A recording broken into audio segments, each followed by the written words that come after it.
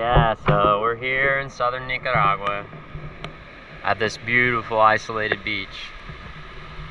And as you can see, there's no one else around except maybe that other surfer there walking down the beach. And I'll be honest with you, if this was Costa Rica, there would be 24 other people here right now. This is about as small as it gets during the wet season in southern Nicaragua. And there are still plenty of rideable waves. So what we really need to talk about are the differences between Costa Rica and Nicaragua, because there are a lot of differences. Yeah, the real difference in these places that no one really talks about is just simply that Nicaragua is just so much less developed than Costa Rica. You know, people started surfing Costa Rica en masse 20, 30, 40 years ago.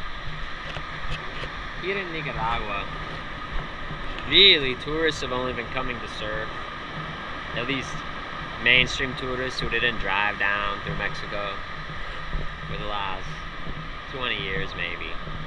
When I first started coming here, it was super empty. Oh, Jinjin's got one already. Tide's starting to come in. And yeah, like, when I first started coming here in like the 2000s, this place was not even, it was hard. Now it's much easier. It's easier than it's ever been. It's safer than it's ever been.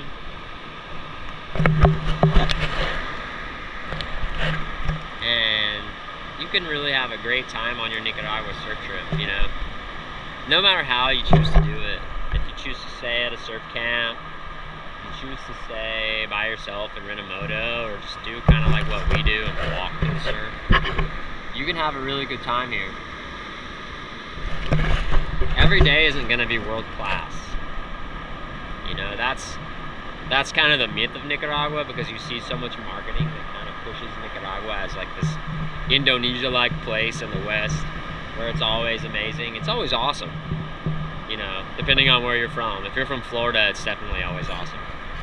But it's not that much different than Costa Rica, to be honest. The real big difference is that there are just so many places like this where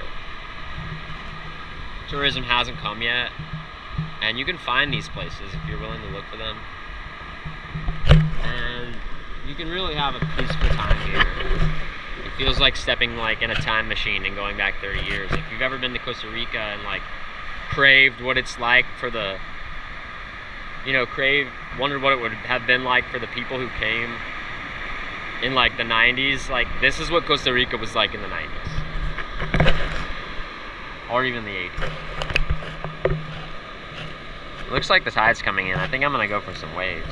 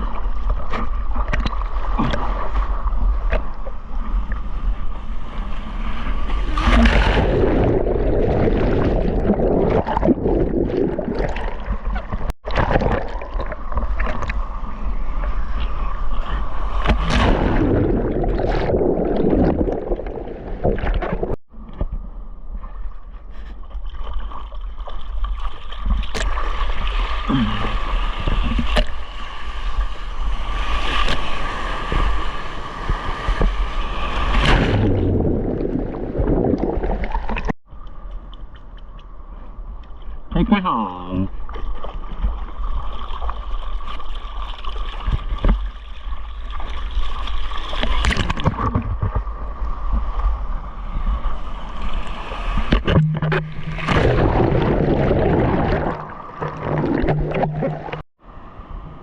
Yeah, so not a bad session at all for a day that Surfline was calling 1 to 2 feet everywhere.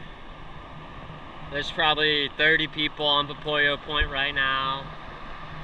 There's probably 50 or more people at Rancho Santana. I don't even want to think about how many people there are at Crowderados. Yeah, we surfed alone, caught a few waves, got a few turns, a couple closeouts, lots of closeouts. But yeah, it was super fun. Any day in my book, I'll take an empty beach break to myself. Thanks for watching. This is Sigma Surf.